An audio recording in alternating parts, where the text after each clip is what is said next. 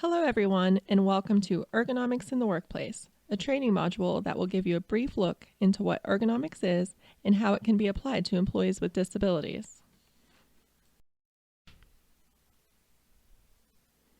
So what is ergonomics? According to the Human Factors and Ergonomics Society, human factors is concerned with the application of what we know about people, their abilities, characteristics, and limitations to the design of equipment they use, environments in which they function, and jobs they perform.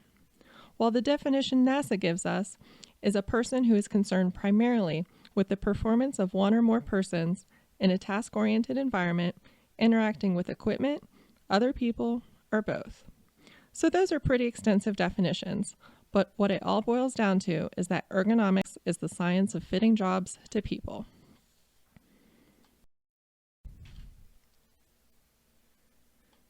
October is National Ergonomics Month. The purpose of National Ergonomics Month is to create awareness of human factors in ergonomics through grassroots, community-based activities at colleges and universities, high schools, and corporations. The goal is to promote the application of ergonomics through teaching, learning, networking, service, and fun. Here are some statistics to show the prevalence of workplace injuries. Musculoskeletal disorders, or MSDs, are injuries or disorders of the muscles, nerves, tendons, joints, ligaments, and bones. Musculoskeletal disorders account for 33% of all injury and illness cases. On average, 8 workdays will be missed due to an occupational injury or illness. 6 occupations accounted for 26% of all MSD cases in 2011. Nursing assistants, laborers, registered nurses, janitors and cleaners, heavy and tractor-trailer truck drivers, and stock clerks. As far as existing guidelines go, employers must comply with all applicable OSHA standards. This may be industry-specific guidelines, or there are other states that have their own set of OSHA guidelines and suggestions. Currently, there are mandatory guidelines for the following industries: meatpacking, beverage distribution, foundries, nursing homes, shipyards, retail grocery stores, and poultry processing.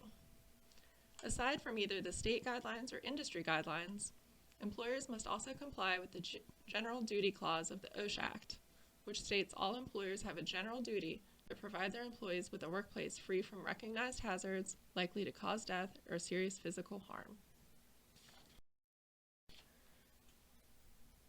There are a number of reasons employers should consider implementing ergonomic principles into the workplace: to reduce workers' compensation claims, to reduce leave time due to injuries and illnesses, to create a safe and inclusive workspace, satisfy their accommodation obligations under the Americans with Disabilities Act, or ADA.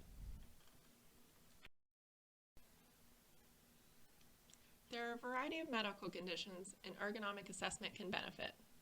A variety of cumulative trauma injuries, such as bursitis, carpal tunnel syndrome, tennis elbow, trigger finger, tendonitis, and thoracic outlet syndrome. But these assessments can also be beneficial for back injuries and hernias. Ergonomic assessments can be useful for both employees with or without disabilities. However, when conducting ergonomic assessments, it is important to consider the population or individual that is to be served. For example, implementing ergonomic standards for an individual who uses a mobility aid can require additional considerations. In this next set of slides, we will provide an overview of what key points to consider during an ergonomic assessment or evaluation. So, the first area we wanted to focus on is general worksite accessibility. Ergonomic assessments are not limited to just an employee's workstation. Assessments can include looking at accessibility of the facility or building and how accessible or inaccessible entryways are, checking for blocked walkways and objects protruding from the wall, checking door hardware and automatic door openers to make sure they are operating correctly, and making sure that electrical outlets are accessible and within easy reach.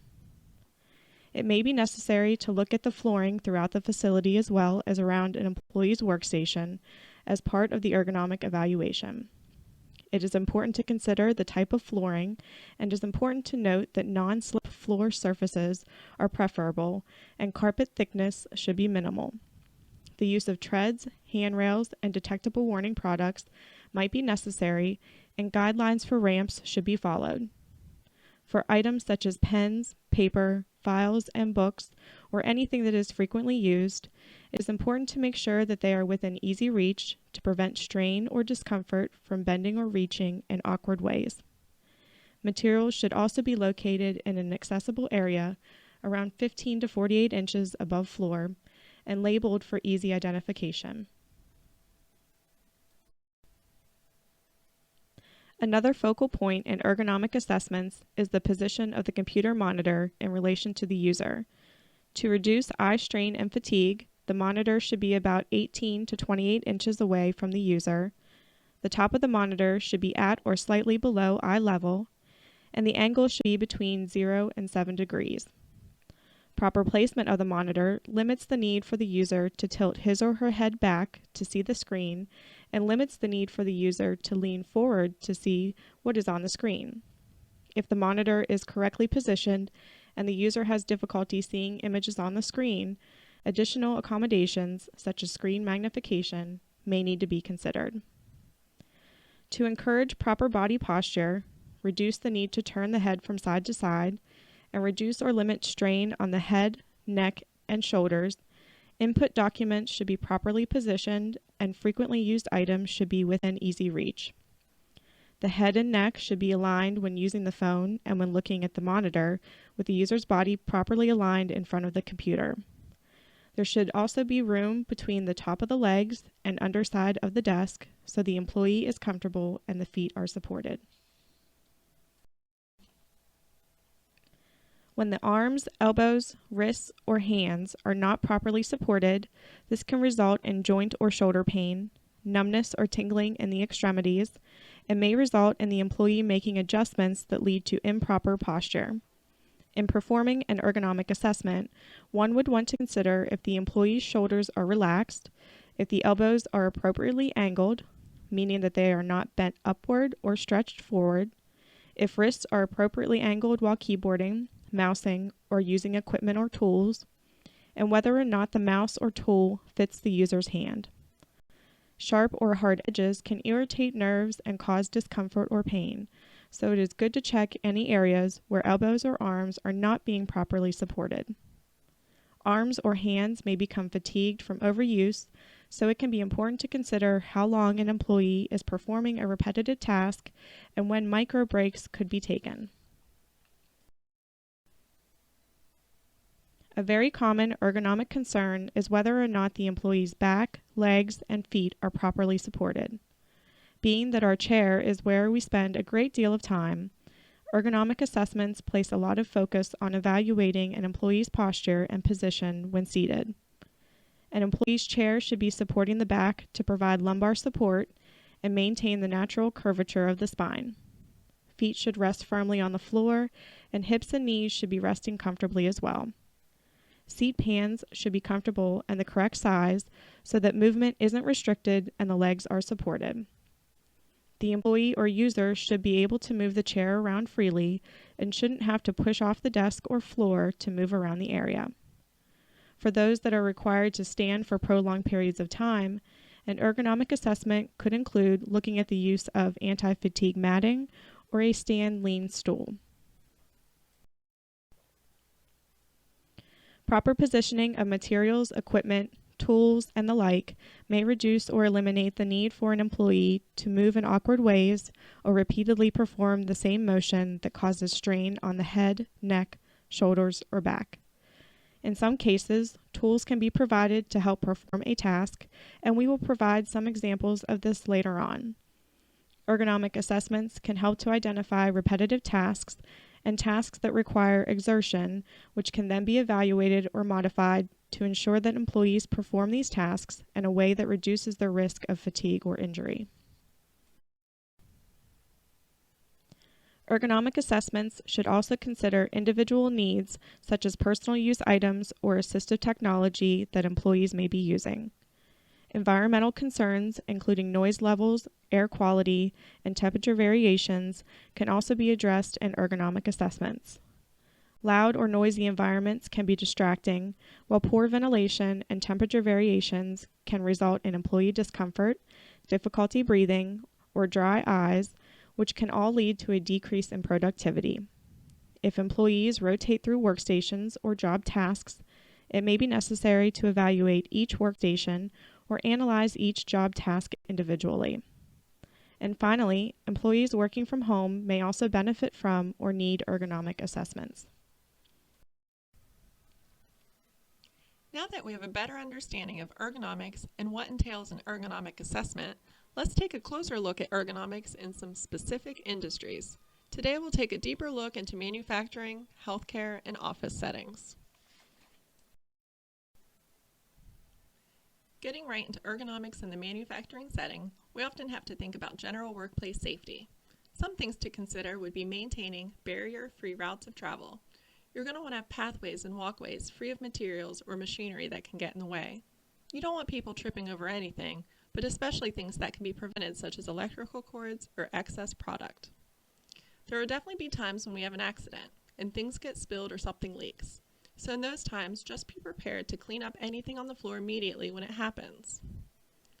Unfortunately, emergencies do occur, but the key is to be prepared for them. This could include a plan of action so everyone understands who is in charge, what responsibilities each person has, how quickly to respond to an alarm, and how to evacuate the building. Some products that can be implemented for workplace safety could be audible and visual alerts for emergencies and non-slip flooring, especially in places that are likely to have spills of sorts. Keeping with the manufacturing setting, we want to consider environmental factors such as lighting, noise levels, and worksite temperatures. Sometimes people are photosensitive, where conditions are exacerbated by light sources, such as fluorescent lights.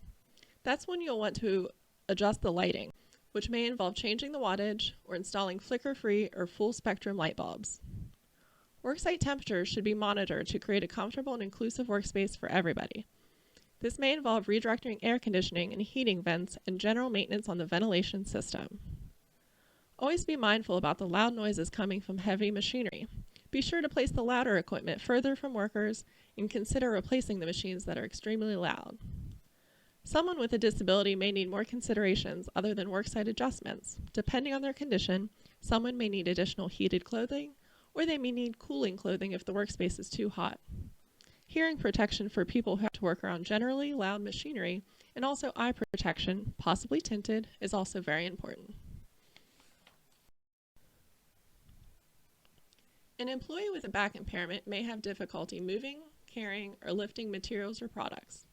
One remedy may be to break larger loads into lighter, more manageable loads. It is important to instill proper lifting techniques. Always lift from waist height so one is not putting strain on their knees or back. And when possible, team lifting can enable workers to carry heavier, cumbersome loads when they work together. There are a lot of devices out there that can enable an individual with a disability to move, carry, or lift, such as vacuum lifts and lightweight compact material lifters. For carrying things from one place to another, a motorized cart may be useful. For the very large industrial-sized loads, a forklift may be appropriate. Manufacturing plants often call for people to reach items that are above our heads, but if someone has a knee injury, then climbing may not be feasible. When making the workspace more ergonomically sound, we should try and place those heavy and frequently used items well within reach, often at waist level. Aside from changing the location of items, if we can't move every single item well within reach, let's take a look at the job task itself and determine if climbing is truly essential.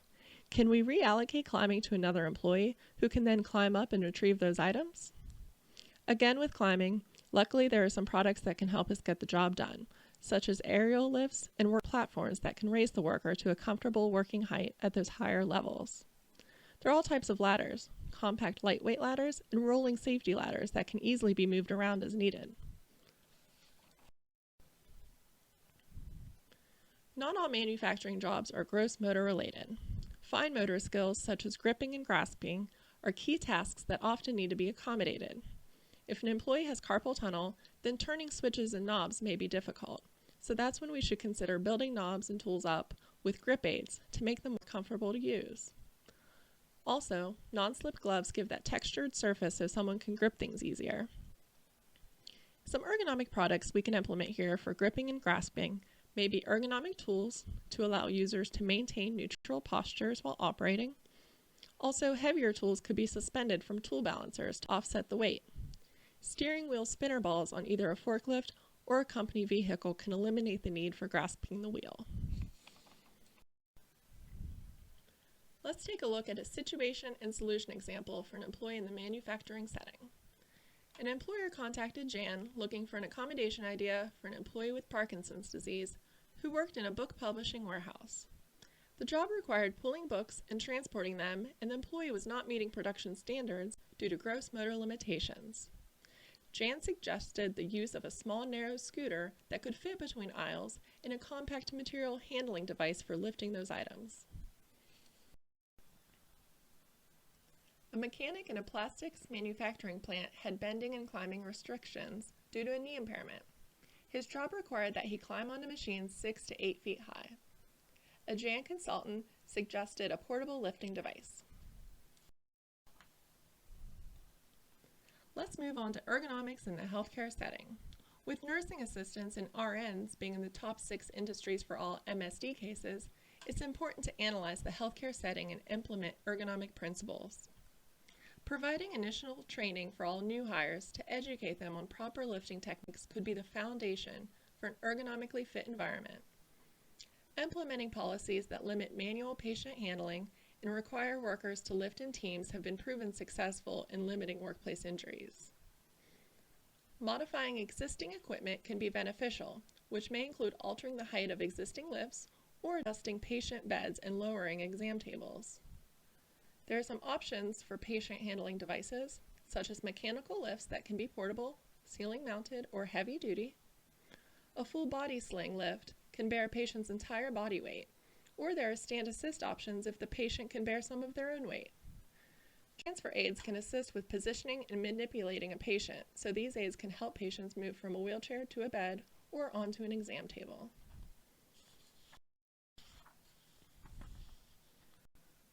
Prolonged standing can exacerbate conditions or cause stress and strain to any employee's back and legs. Employees should be aware of their posture and try to alter their body position throughout the day. People can alternate from sitting to standing during their work shift to alleviate body stiffness and fatigue. Building in periodic rest breaks into the schedule can also be beneficial to give workers the chance to take a load off and rest momentarily. Standing limitations can also be overcome by ergonomic products such as anti-fatigue matting that can increase blood flow and reduce fatigue. Also, stand-lean stools provide employees an opportunity to shift weight from the feet while maintaining reach and accessibility. There are also sit-stand workstations, also known as accessible workstations, that allow the user to alternate between sitting and standing throughout the day. Handling medication is inevitable in the healthcare industry, so we want to be mindful of many impairments that can impact fine motor dexterity. We should position frequently used medications within reach to limit the reaching and overextension of employees. As far as storage and shelving, we want those areas to be accessible, which may include wheelchair access. But more general accessibility would include equipment and necessary tools placed in close proximity to the worker. Another consideration would be job rotation, specifically alternating tasks with non-repetitive tasks, so the muscles are not used for prolonged periods. Employees who handle medications may benefit from forearm supports to help support their arms on the tabletop. There are also products specifically for medication handling, such as pill counters and assistive bottle openers that can alleviate those common dexterity issues and hand pain. The layout and organization of workstations can be critical for healthcare ergonomics. Nurses and medical staff are often found climbing over equipment and electrical cords, and narrow hallways make it hard to navigate stretchers and lift devices. So we want to be cautious and try to eliminate any obstructed pathways. We want to strive to keep all halls and patient rooms clear of unnecessary equipment that may be in the way and cause employees to trip and fall. It's also important to keep floors clean and dry at all times, cleaning up any wet floors immediately. Shower water or spilled fluids of all kinds can cause workplace injuries, and it's something that could be prevented. Another remedy to slips and trips is to just limit the need of walking all over the facility. This can be achieved by installing instant message programming on computers or simply making phone calls rather than walking to have those face-to-face discussions. As far as products go, we can create a safer environment with non-slip matting, especially around toilets and shower areas, as well as handrails along the walls for both patients and employees to use, and you can always limit walking for those with gross motor limitations by the use of a scooter or wheelchair. An epidemiologist with multiple sclerosis was on leave and asked to return to work with accommodations. He had difficulty sitting for long periods of time and with typing. The employer provided the employee with various accommodations, including an ergonomic chair that reclined, back support, forearm support, and a footrest. The employer reported a cost of $300. This next section will focus on ergonomics in office settings, and to begin, we wanted to share a diagram of a workstation in the proper ergonomic setup. As the diagram depicts, an ergonomic workstation is one where the user's monitor is just at eye level or slightly below. The monitor is around an arm's length away. There is minimal bend at the wrists. The user's back is straight. Elbows are close to the body. A backrest is supporting the lower back. The chair is adjustable, and the user's feet are flat on the ground or resting on a footrest, with room between the front of the seat pan and back of the knees. This is just one of many diagrams available that offer an easy guide on how employees working in office settings can have an ergonomically correct workstation. These types of diagrams can be a helpful tool for an employee and can serve as a nice reminder for proper posture when working on a computer. Speaking of sitting, employees with disabilities such as back conditions may have difficulty sitting for prolonged periods of time. Making sure that the workstation is set up so that the employee's back is supported, feet are grounded, arms are supported, and posture is maintained can help to alleviate pain and discomfort caused by sitting. There is a wide variety of products on the market that may be beneficial for employees with medical conditions that make sitting difficult. Lumbar support cushions, appropriate ergonomic chairs, adjustable height workstations, and footrests can be provided as an accommodation. Keyboarding and mousing can be difficult for individuals with cumulative trauma disorders such as carpal tunnel syndrome. In this day and age, most employees who work in office settings spend a large portion of their day typing on a computer. Implementing ergonomic principles and making minor workstation adjustments can be a good first step to consider when employees report difficulty typing and mousing. Altering or adjusting the placement of the keyboard or mouse is one remedy. Keyboards and mice come in all shapes and sizes, and in some cases, the keyboard or mouse might just be too big or too small. Another simple remedy could be to adjust the armrest on the chair. Remember, the elbows should be close to the body, and the armrest is there to support the arms in the proper position. Other ergonomic products can include alternative keyboards and mice, an articulating keyboard that can be adjusted to fit the user's needs, and wrist rests or forearm rests to minimize strain or discomfort caused by supporting the arms while typing throughout a shift or workday. The amount of time that employees working in offices spend on the phone may differ, but most employees in office settings do use a phone as part of their job. It can be easy to get into the habit of resting the phone on your shoulder or tilting your head while talking and typing, but by doing this, you may be causing unnecessary strain on your neck, shoulders, or back. Maintaining ergonomic posture while speaking on the phone can reduce discomfort and alleviate pain associated with various disabilities. This can be as easy as relaxing the shoulders and keeping the head upright. It is also important to place the phone within easy reach so that you aren't having to repeatedly stretch to answer or make calls. Products such as a hands-free headset or a gooseneck phone holder could be used so that there isn't a need to reach for a phone or support the receiver while talking. Putting calls on speakerphone, when appropriate, might be another solution to reduce pain or discomfort experienced when holding a phone receiver. Eye strain can result from looking at a computer monitor for prolonged periods of time. For some individuals, eye strain can also contribute to the onset of migraine headaches. When employees report that looking at the computer is difficult, a simple remedy or fix could be to reposition the monitor if it is too close or too far from the user, clean the monitor if dust and dirt are preventing the user from clearly seeing information, or reducing glare by adjusting lighting. Products such as a monitor riser or arm, task lighting, window shades, and an anti-glare filter might also be necessary to provide so that the user does not have to strain to see the computer screen. Fatigue can be a result of performing the same task repeatedly over the course of a shift, or by not taking micro breaks to adjust seating position, to alternate between sitting and standing, or to stretch. Preventing fatigue by remembering to take time throughout the day for these easy remedies can help to prevent computer-related injuries or an exacerbation of an existing condition. Equipment including adjustable height workstations or treadmill or bike workstations could be used to combat fatigue. Employees may also find it useful to set alarms or recurring daily reminders to stretch periodically. The Occupational Safety and Health Administration, or OSHA, has indicated that even when workstations are set up correctly and ergonomic principles are implemented, users can still be at risk for developing musculoskeletal disorders.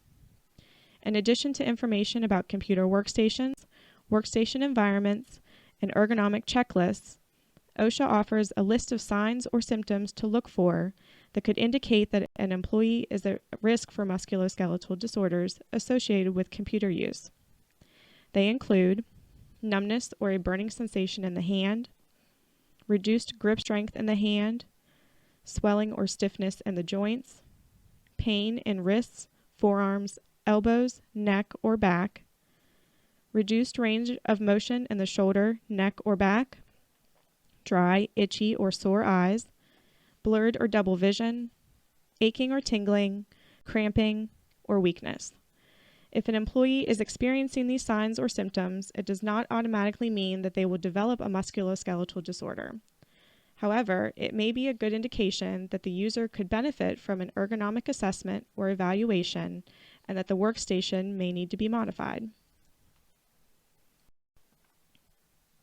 In our example of workplace ergonomics and office settings, an attorney with a back condition and chronic pain was having difficulty standing and walking. His job required frequent travel between his office and the courtroom and long hours. The employer contacted Jan looking for possible accommodations. A Jan consultant discussed the use of a stand-lean stool, cane, or scooter for traveling around the courthouse. Each of these ideas could be a potential solution, and in this case, the employer purchased a stand-lean stool at a cost of $200. They reported that the accommodation allowed them to keep an experienced employee. Jan offers information on ergonomics in the workplace, including publications and resource guides. On this slide, we have a screenshot of the Jan Accommodation and Compliance series on ergonomics in the workplace, a resource guide, which could be used to supplement the information presented in this training. Ergonomic products, including those mentioned in this training, can be found by using Jan's Searchable Online Accommodation Resource, or SOAR. And that's the end of our presentation on ergonomics in the workplace. We hope you find it helpful, and if you need more information on workplace accommodations, feel free to contact us at Jan. You can reach us toll-free at 800-526-7234 for voice, or 877-781-9403 for TTY, or visit us on the web at askjan.org. You can also contact us through Skype and text, and find us on Twitter, Facebook, LinkedIn, and other social networks. We hope to talk to you soon, and again, thank you for making Jan a part of your training program.